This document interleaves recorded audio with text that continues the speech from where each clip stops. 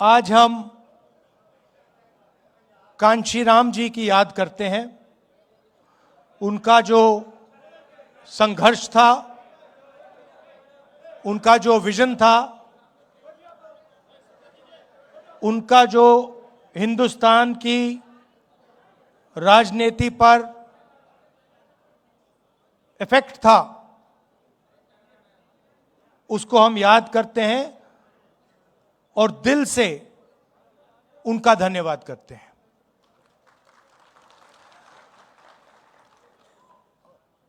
काफी लोगों ने भाषण दिए और कहना चाहता हूं कि हर भाषण में गहराई थी, हर भाषण में गहराई थी। लोगों ने अलग अलग चीजें कही। पहले भाषण में कहा कि हमें क्या चाहिए। आपने लिस्ट दी कि हमें ये चाहिए, ये चाहिए, ये चाहिए, ये चाहिए। और जब आप कह रहे थे, मैं सोच रहा था कि भाई राजनीति में चाहने से कोई देता नहीं है। मेरा एक्सपीरियंस है कि भैया जितना आपको चाहना है चाह लो, उसका कोई मतलब नहीं होता। तो मैं ये सोच रहा था, फिर दूसरा भाषण आया और एकदम उन्होंने कहा जो मेरे दिल में, दिमाग में सवाल था कि भाई सही है, ये चाहिए, मगर कैसे? उसका जवाब आया, आपने दिया, गौतम जी ने दिया कि जब तक विचारों के लिए नहीं लड़ा जाएगा तब तक कुछ नहीं होने वाला। और मैं आपसे कह देता हूं, ये जो आप नारे लगाते हैं, इससे कुछ होता नहीं है। ये कि भैया राहुल गांधी जिंदाबाद, इससे कुछ होता नहीं है। इससे मतलब पता नहीं अच्छा लगता होगा, मगर इससे कुछ होता नहीं है। होता कैसे है? गौतम जी ने कहा, जो मन बना लेता है कि ये जो हो रहा है इसको मैं एक्सेप्ट नहीं करने वाला हूं।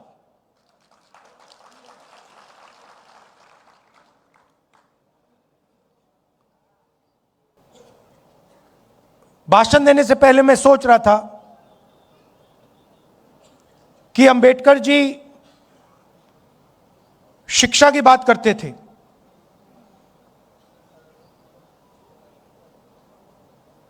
संगठित होने की बात करते थे,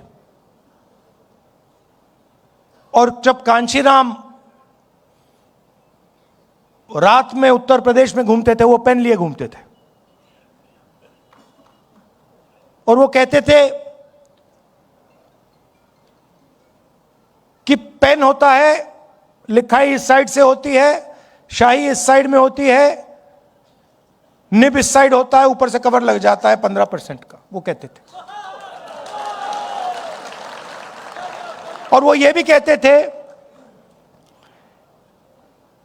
कि पेन को ऐसे होना चाहिए कि समाज का फायदा 15% को मिले, मगर 85% को भी मिलना चाहिए, उसमें शामिल वो भी होने चाहिए। अब क्या हुआ? अब बीजेपी ने नया सिस्टम उठाया है। बीजेपी ने पेन और इसको अलग कर दिया, इसको पता नहीं कहां फेंक दिया, और उसके लिए इसको लिए फिर रहे हैं।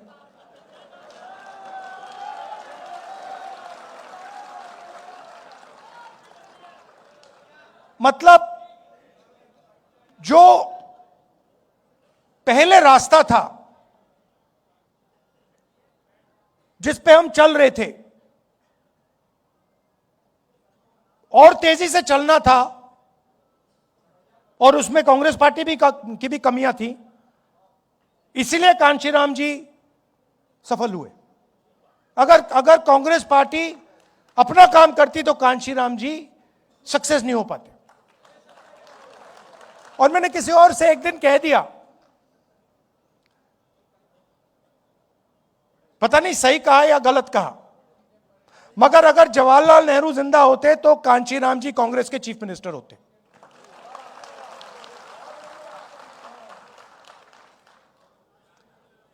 मगर कहने का क्या मतलब है, राजनीति में दो तरीके के लोग होते हैं। एक कहता है कि मुझे ऐसा पेन चाहिए, दूसरा कहता है मुझे ऐसा पेन चाहिए। मतलब मुझे पेन ऐसा चाहिए कि सब लोगों को फायदा हो, समाज में कोई पीछे ना रहे, और अगर हिंदुस्तान में प्रगति हो रही है तो गरीब से गरीब बच्चा किसी भी वर्ग का हो, उस प्रगति में उसको शामिल होना चाहिए।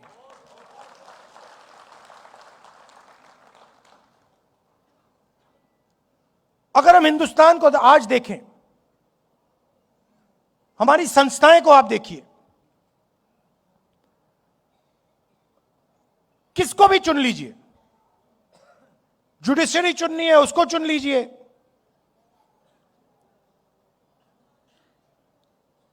मंत्रिमंडल देख लीजिए, ब्यूरोक्रेसी देख लीजिए, शिक्षा का सिस्टम देख लीजिए, कॉर्पोरेट इंडिया देख लीजिए,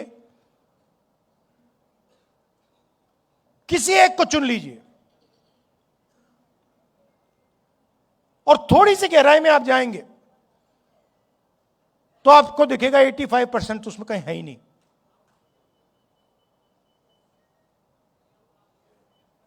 आप जाइए, आज घर जाएंगे आप, स्टॉक मार्केट का समय है, आप इंटरनेट पे जाइए और 500 सबसे बड़ी कंपनियों के नाम ले लीजिए और इंटरनेट पे जाके आप देखिए, उनके सीईओज का आप नाम निकाल लीजिए, उनके सीनियर मैनेजमेंट का आप नाम निकाल लीजिए और आप देखिए वहां पे दलित, आदिवासी, पिछड़ा, अति पिछड़ा, माइनॉरिटी कितने हैं आप देख लीजिए, आपको कोई नहीं मिलेगा। एक नहीं मिलेगा आपको। अदानी जी की कंपनी में जाइए, उनके सप्लायर्स की लिस्ट निकालिए, उनकी कंपनी को हजारों कंपनियां सप्लाई करती हैं, थोड़ी छोटी होती है, उनकी लिस्ट निकालिए, उनके सीईओ देख लीजिए, आपको वहां एक भी दलित नहीं मिलेगा, एक आदिवासी, एक पिछड़ा वर्ग, तो कोई नहीं मिलेगा उसमें।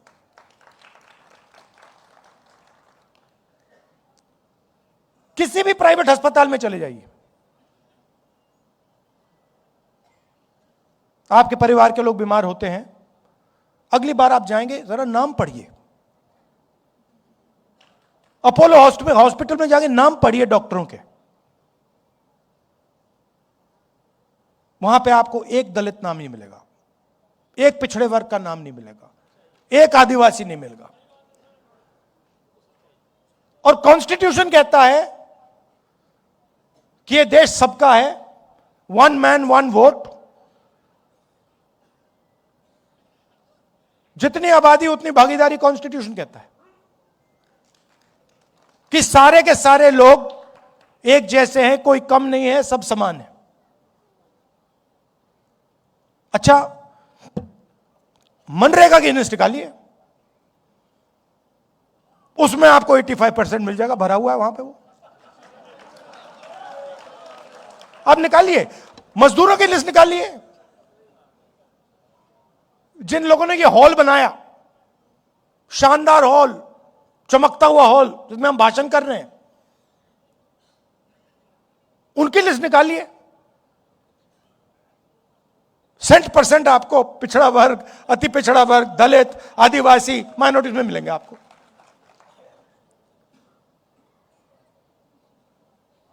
और उधर भी कॉन्ट्रैक्टर मिलेगा आपको।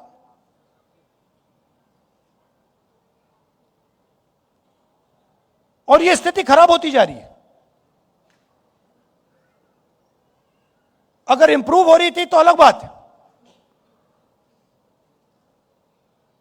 पहले कोई छोटा बिजनेस चला सकता था, उसमें 2, 3, 4, 5% घुस जाते थे। पहले पब्लिक सेक्टर हुआ करता था, उसमें मैनेजमेंट में लोग घुस जाते थे। पब्लिक अस्पताल थे, पब्लिक यूनिवर्सिटी कॉलेजेस थे, उसमें घुस जाते थे लोग।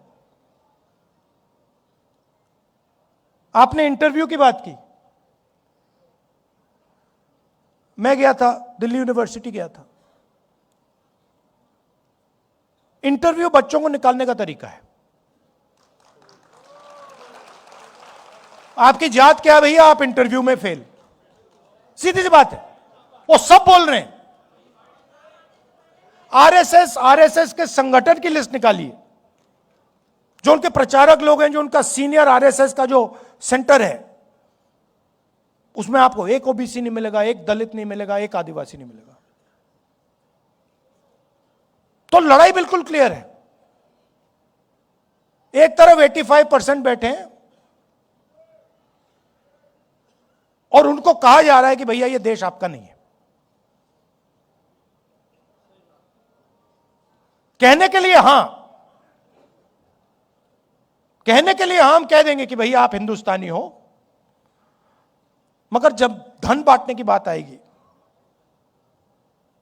या देश को चलाने की बात आएगी या पावर की बात आएगी, तो आप हिंदुस्तानी नहीं हो, आप कुछ और हो।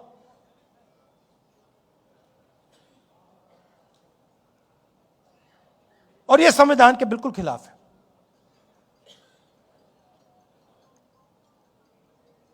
और यह संविधान क्या है?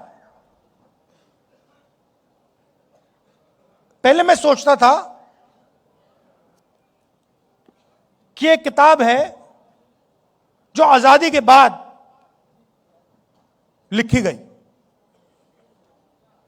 हम सब कहते हैं कि अंबेडकर जी का कॉन्स्टिट्यूशन है, मगर अगर हम थोड़ी सी गहराई में जाएं तो इसमें हिंदुस्तान की हजारों साल की आवाज है। जो आपने, गौतम जी, जो आपने लिस्ट दी, आपने नाम लिए, नारायण गुरु, बसवन्ना, अंबेडकर जी, गांधी जी, गौतम बुद्ध जी, जो आपने लिस्ट दी, उन सब की आवाज इस कॉन्स्टिट्यूशन में है। और दूसरी बात, जो उस विचारधारा के खिलाफ थे, उनकी आवाज इस कॉन्स्टिट्यूशन में नहीं है। सावरकर जी की आवाज इस कॉन्स्टिट्यूशन में नहीं है। नाथूराम गोडसे की आवाज इस कॉन्स्टिट्यूशन में नहीं है।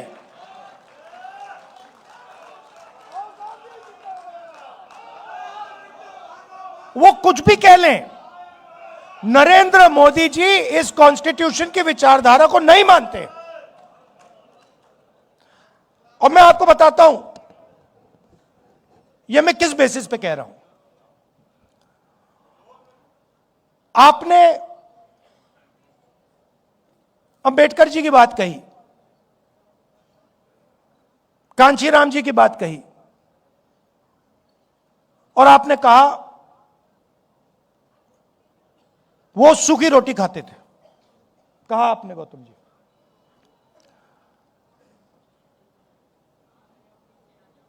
और अंबेडकर जी के बारे में लोग बहुत कुछ कहते हैं। कोलंबिया में पढ़ाई की, दलितों के लिए लड़े, इंटेलेक्चुअल थे, दलितों की लड़ाई लड़े, पूरी जिंदगी समाज के लिए दे दी। मगर मेन बात क्या है? मेन बात है कि वो कॉम्प्रोमाइज नहीं हुए। बाकी सब का कोई मतलब ही नहीं है। अगर कांशीराम जी कॉम्प्रोमाइज हो जाते, अगर वो अपने विचारों पर कॉम्प्रोमाइज कर जाते, अगर अंबेडकर जी कॉम्प्रोमाइज कर जाते, तो उनकी फोटो यहां कभी नहीं लगती। वो, अगर अंबेडकर जी दुनिया के सबसे बड़े विद्वान होते, कोलंबिया से डिग्री लेके आ जाते, 24 घंटा दलितों के बारे में बात करते, आधी रोटी भी खा लेते, मगर अगर कॉम्प्रोमाइज हो जाते तो वो अंबेडकर जी नहीं होते।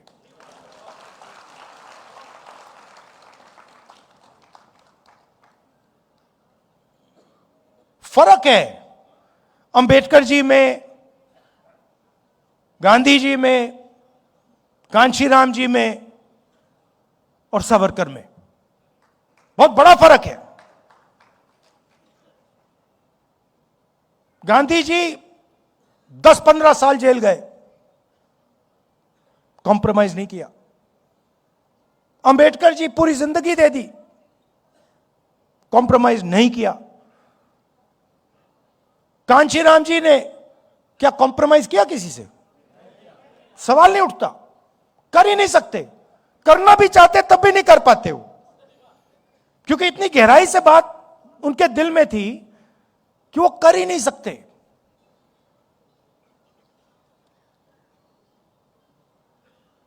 आप मोदी जी का चेहरा तो देखिए ना,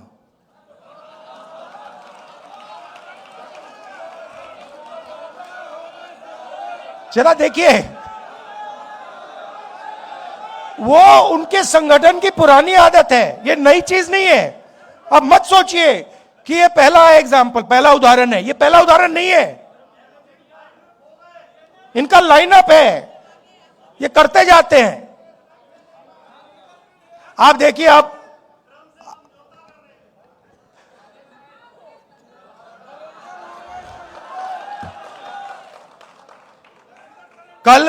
कल मैं पार्लियामेंट में मैंने मतलब एप्स्टीन शब्द बोला और स्पीकर साहब ने कहा नहीं नहीं नहीं नहीं नहीं नहीं नहीं नहीं नहीं। मैंने कहा कि देखिए मामला एनर्जी सिक्योरिटी का है। मामला एनर्जी सिक्योरिटी का है। मामला यह है कि गैस सिलेंडर नहीं मिल रहा, हमारी एनर्जी सिक्योरिटी कॉम्प्रोमाइज कर दी गई है। आज अमेरिका कहेगा कि अगर हम रूस से गैस तेल खरीद सकते हैं, अमेरिका कहेगा अगर हम ईरान से, इराक से, किसी और से खरीद सकते हैं, मतलब एनर्जी सिक्योरिटी कॉम्प्रोमाइज हो गई। उसके बाद मैंने बोला क्यों हुई, और मैंने कहा ये जो हरदीपपुरी बैठा है, ये जिसको आपने ऑयल मिनिस्टर बनाया,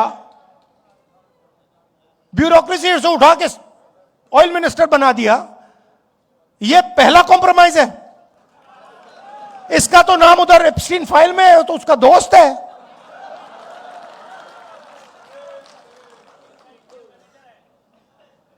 इसकी बेटी के कंपनी में जॉर्ज सोरोस का पैसा गया है। तो जैसे ही मैंने कॉम्प्रोमाइज शब्द का प्रयोग किया, स्पीकर कहते नहीं भैया नहीं, कॉम्प्रोमाइज शब्द नहीं बोल सकते।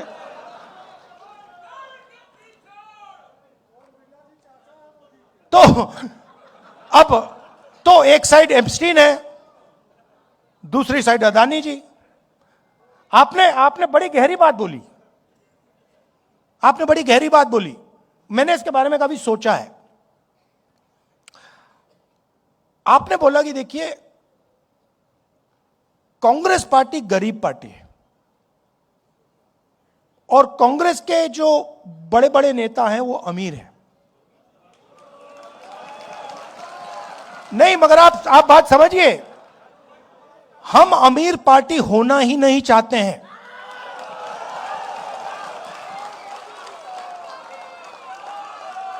ये कांग्रेस पार्टी का डिजाइन गांधी जी के टाइम से यही है भैया। ये जिस दिन अमीर पार्टी बन जाएगी उस दिन वो बीजेपी बन जाएगी। हमें गरीब पार्टी चाहिए। मैं इस बात को मैं इलेक्शन में समझा। इलेक्शन में माखन जी मेरे पास आए, कहते राहुल जी हमारे सारे के सारे बैंक अकाउंट फ्रीज कर दिए। मैंने सोचा भाई अब तो फंस गए, चुनाव आ रहा है, सारे के सारे बैंक अकाउंट फ्रीज हो गए, अब क्या करेंगे। कांग्रेस पार्टी पे कोई रुकावट नहीं आई, वो चलती गई, कोई फर्क नहीं पड़ा। देखिए ये है विचारधारा की पार्टी और इसको ये बीजेपी वाले नहीं हरा सकते हैं, सवाल नहीं उठता। अगर ये अपनी पटरी पे चलेगी, अगर ये गांधी जी की पटरी पे चलेगी अंबेडकर जी की पटरी पे चलेगी, इसको कोई नहीं हरा सकता। ज्योतिबाई फुले की पटरी पे किसको कोई नहीं हरा सकता। अगर कमी है तो हम में है, यह सबसे पहले समझना होगा।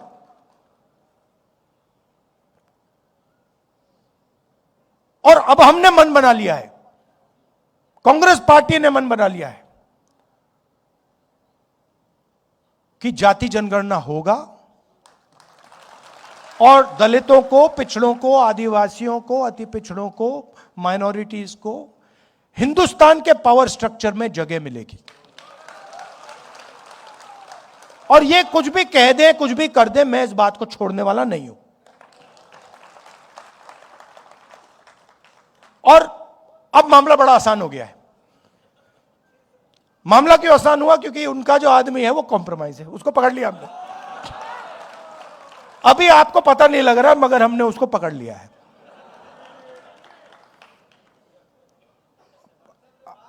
नहीं, वो पकड़ लिया है। मैं आपको बता रहा हूं, मैं आपको स्टेज से कह रहा हूं, साइकोलॉजिकली नरेंद्र मोदी खत्म है। राजनीति में हार पहले हो जाती है, हार पहले यहां होती है, मन में यहां पे हार हो जाती है, उसके बाद होना ही होना है। और आप ये सोच समझिए कि कांग्रेस पार्टी के जो कार्यकर्ता हैं और जो हमारे दलित भाई हैं, आदिवासी भाई हैं, पिछड़े वर्ग के भाई हैं, जिन्होंने प्रेशर बनाया,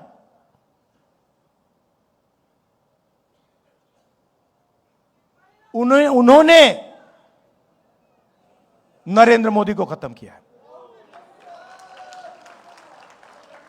और मैं आपको बता देता हूं, देखिए,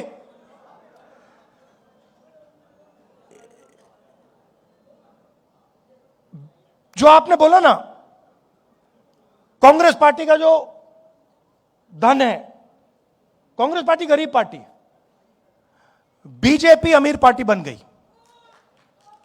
और उसने क्या किया? बीजेपी ने, नरेंद्र मोदी ने अपना पूरा का पूरा धन अदानी को नहीं दिया। नहीं, ये वो है मोदी का, वो है बीजेपी का, अदानी का नहीं। वो सिस्टम पूरा बीजेपी का सिस्टम है। वो अदानी कंपनी नॉर्मल कंपनी नहीं है, वो ऐसे है, यूं है। और पूरा का पूरा जो स्ट्रक्चर है, फाइनेंशियल स्ट्रक्चर है, बीजेपी का फाइनेंशियल स्ट्रक्चर, वो अदानी कंपनी में है। और इस बात को अमेरिकनों ने समझ लिया और पकड़ लिया। इसलिए अमेरिका में केस किया है। भाई और बहनों, वो केस अदानी जी के खिलाफ नहीं है, वो केस सीधा मोदी जी के खिलाफ है। और वो केस मोदी जी को मैसेज है कि अगर आपने हमारी बात नहीं सुनी तो हम आपका पूरा का पूरा फाइनेंशियल सिस्टम खोल देंगे, हिंदुस्तान को दिखा देंगे। तो अब नरेंद्र मोदी जी हिंदुस्तान के प्रधानमंत्री नहीं रहे हैं, वो अब अमेरिका का काम कर रहे हैं। और जब मैं ये बात पार्लियामेंट में कहने जा रहा था, नरेंद्र मोदी भाग के निकल गए। आंख में आंख नहीं मिला सकते।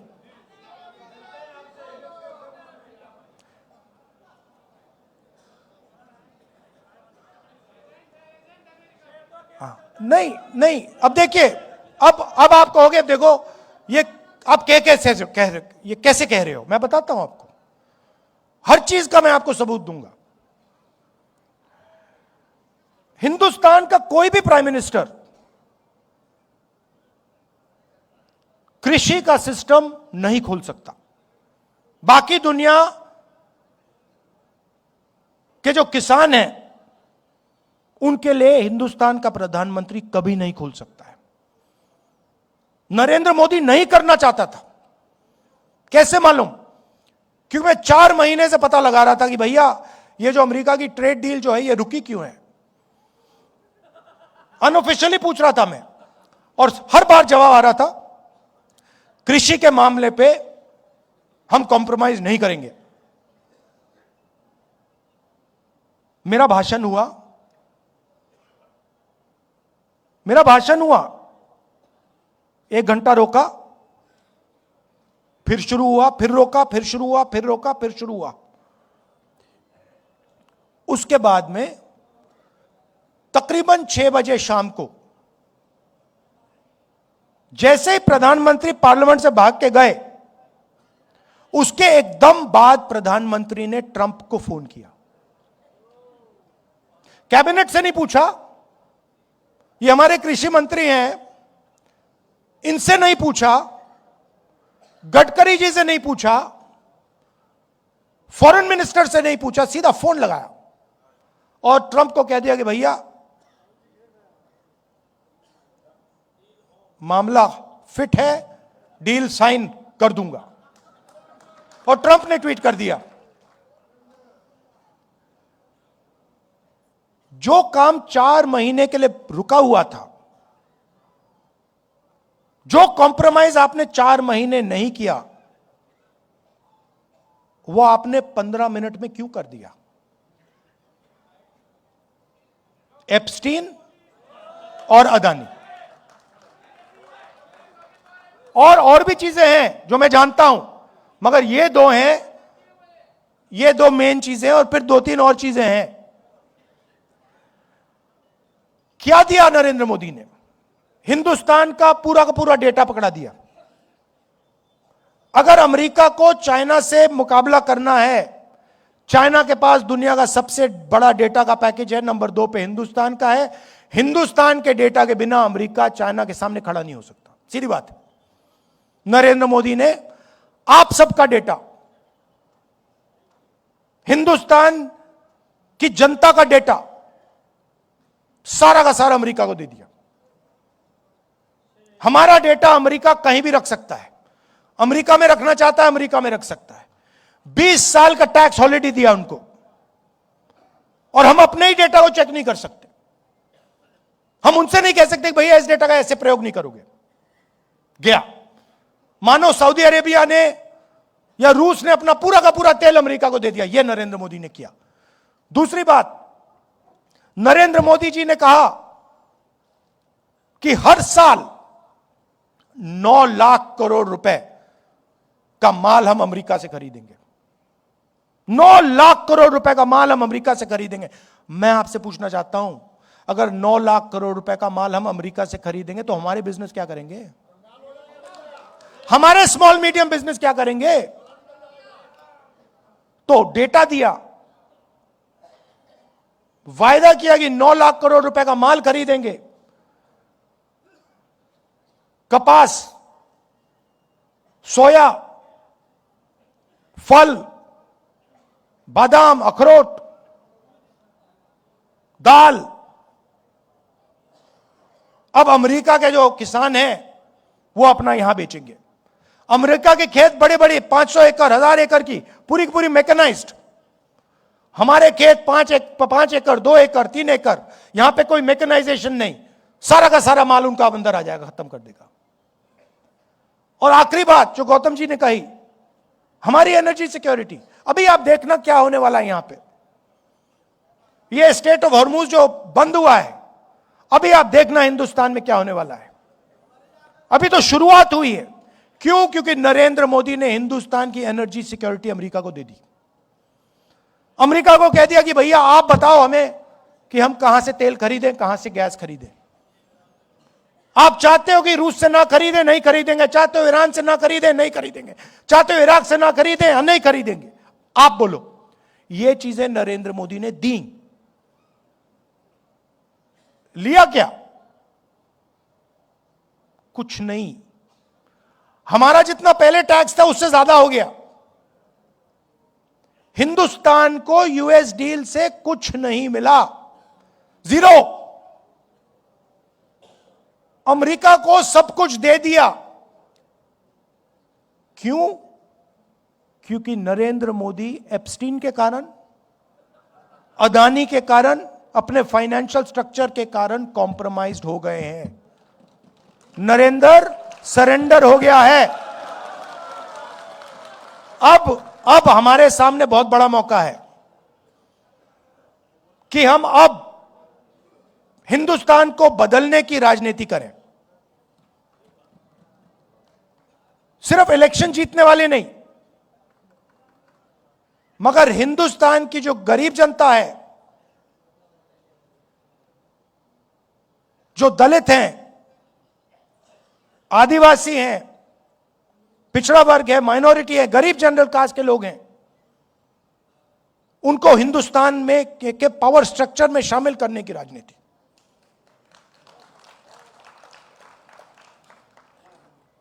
और उसके लिए आपको आपके दिल में कुछ होना पड़ेगा।